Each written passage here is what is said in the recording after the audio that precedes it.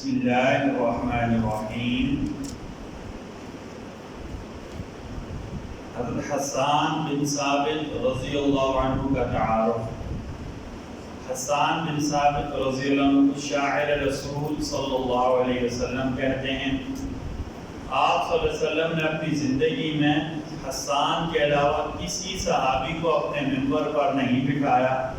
جب کفار و مشرکین آپ صلی اللہ علیہ وسلم کے خلاف اشعار پڑھتے تھے، آپ صلی اللہ علیہ وسلم نے حسان بن ثابت کو موقع دیا کہ وہ نبی کریم صلی اللہ علیہ وسلم کے منبر پر کھڑے ہوں، آپ کی تعریف بیان کریں۔ حسان کے بارے میں کہا جاتا ہے کہ جاہلیت کے زمانے میں مدینہ والوں کے شاعر تھے، لیکن اسلام کی برکت سے وہ نبی صلی اللہ علیہ وسلم کے شاعر بنے، پھر اللہ نے سارے اسلام کا سب سے مقدس انہیں شاعر بنا دیا۔ حسان بن ثابت اپنے بڑھاپے کی وجہ سے کسی غزوہ میں شریک نہیں ہوئے، لیکن انہوں نے دشمنوں کا مقابلہ اپنی زبان سے کیا۔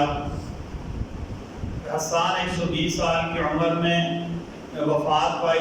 آپ 60 سال تک مسلمان نہیں تھے اور 60 سال مسلمان رہے، یعنی آدھی زندگی مسلمان رہے اور آدھی زندگی مسلمان نہیں تھے۔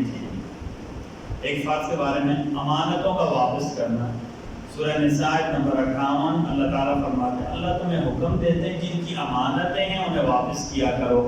کسی درجے کی کوئی بھی امانت ہو، حتیٰ کہ کوئی چیز ہمیں مل جائے وہ بھی ہمارے پاس امانت ہوتی ہے، اللہ نے حکم دیا امانتیں جن کی ہیں ان کو واپس کرو۔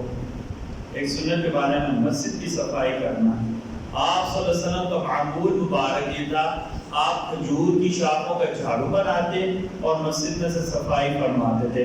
ہمارے علماء نے عجیب بات کی تھی، جس بندے کو اپنے کاموں میں مشکلیں ہوں، اس سے کام نہیں ہو رہے ہوں، جس کو یہ ڈر ہو کہ میری اولاد نافرمان ہو جائے گی، وہ مسجد کی صفائی پر توجہ دے گا، مسجد کے تعمیری کاموں میں حصہ لے۔ ہمارے علماء نے بھی لکھا ہے کہ جس بندے کی بیٹیاں ہوں، ان کا نکاح نہ ہو رہا ہو، مسجد میں روشنی کا بندوبست کرے، اللہ تعالیٰ اس کی بیٹیوں کے نکاح مناسب رشتوں کے ساتھ آسان فرما دیں گے۔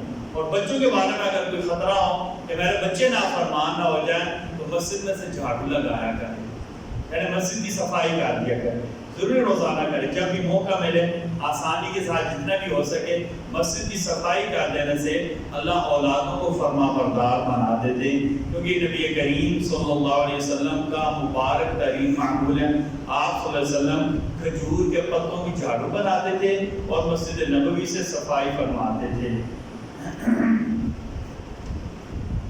ایک گناہ کے بارے میں، ماں باپ کی ناراضگی کا کتنا گناہ ہے۔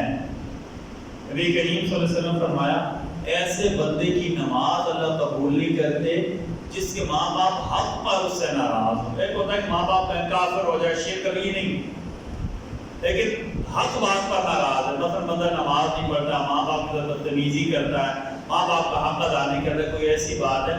آپ صلی اللہ علیہ وسلم نے کتنا سخت جملہ ارشاد فرمایا، اللہ اس بندے کی نماز ہی نہیں قبول کرتے جس کے ماں باپ اس سے حق پر ناراض ہوں۔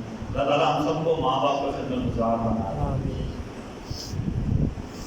بسم اللہ الرحمن الرحیم، بسم اللہ والصلاة والسلام علی رسول اللہ، بسم اللہ وعلی ملت رسول اللہ، ربنا تقبل منا انک انت السمیع العلیم وتب علینا انک انت التواب الرحیم برحمتک یا ارحم